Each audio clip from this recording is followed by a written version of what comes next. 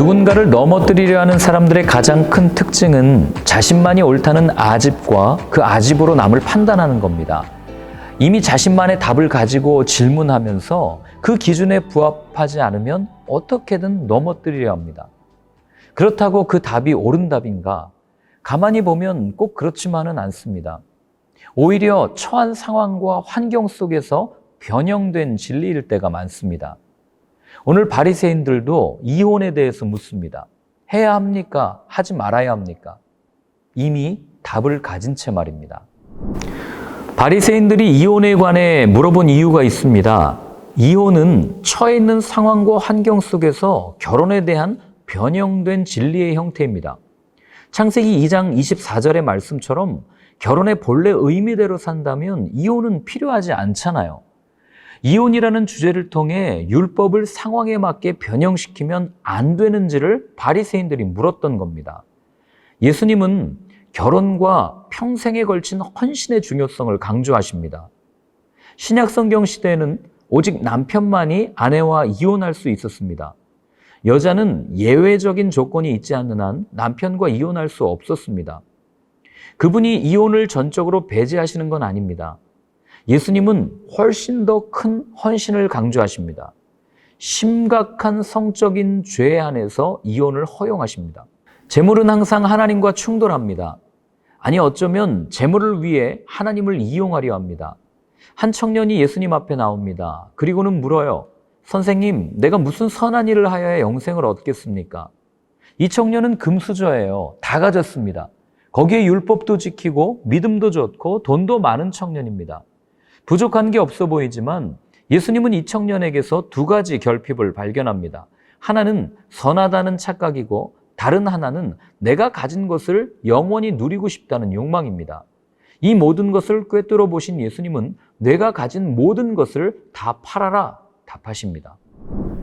늘 먼저 받은 사람이 문제입니다. 그들은 3시간 일한 사람과 6시간 일한 사람이 같은 대우를 받는 것은 부당하다고 말합니다. 그러나 주인은 계약한 대로 주었을 뿐입니다. 장터에서 놀고 있을 때 포도원 주인에게 은혜를 구했고 또한 받았음에도 은혜를 은혜로 여기지 않고 보상으로 여겼기 때문에 발생한 일입니다. 은혜와 보상은 비슷하지만 결과는 완전히 다릅니다. 이어 십자가의 죽음과 부활을 3번째로 언급하십니다. 그때 세베대의 아들 어머니가 두 아들을 데리고 옵니다. 예수님과의 사촌지간을 빌미로 청탁한 거죠. 치맛바람의 원조라고 할 수 있을까요? 이를 들은 다른 제자들은 분노합니다. 똑같은 거죠. 좋을 때는 서로 형제라고 말하고 지냈을 텐데 이권 앞에서는 달라진 겁니다. 이를 들은 예수님께서는 너희 중에는 그렇지 않아야 하나니 너희 중에 누구든지 크고자 하는 자는 너희를 섬기는 자가 되고 너희 중 누구든지 으뜸이 되고자 하는 자는 너희의 종이 되어야 하리라 이렇게 말씀하십니다. 예수님은 동쪽에서부터 예루살렘으로 가십니다. 그분의 입성은 메시아 되심의 공개적인 표현입니다. 그분은 누가 타본 적도 없는 나귀 새끼를 타고 들어가십니다. 사람들은 겉옷을 벗어 땅에 펴고 왕을 상징하는 종려나무 가지를 흔들면서 호산나를 외칩니다. 이런 모습에 종교 지도자들은 예수님의 권위를 의심하기 시작하고 그 권위를 손상시키기 위해 양편 모두 다 나섭니다. 그분은 몇 가지 비유를 통해서 하나님의 나라가 우리가 예측하는 사람들로 채워져 있지 않을 것임을 보여주십니다. 그중 포도원과 두 아들의 비유가 전하는 핵심은 말로만 순종한 첫째 아들과 행동으로 순종한 둘째 아들을 말씀하시며 첫째 아들이 앉기로 되어 있는 좋은 자리는 나중된 세리와 창녀들이 차지하게 될 것이라고 선언하십니다. 하나님의 나라가 소위 거룩한 사람들에게서 부정한 자들에게로 옮겨갔다는 메시지를 두 개의 다른 비유들이 보충 설명합니다. 하나는 포도원 소작인들의 비유와 하나는 잔치 비유입니다.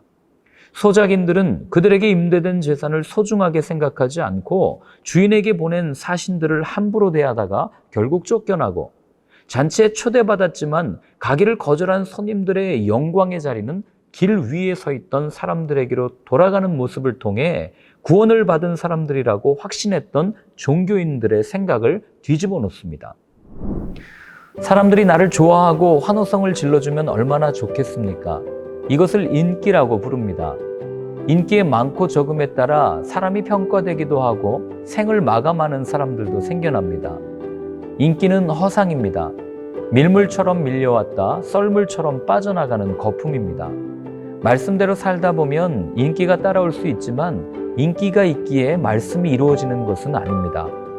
온 성이 예수님 때문에 소동하지만 이것이 진짜입니까? 십자가를 지실 때를 보십시오. 이 인기는 곧 혐오와 저주로 바뀌게 됩니다. 사람들의 관심이 없어질 때 그때가 진짜입니다.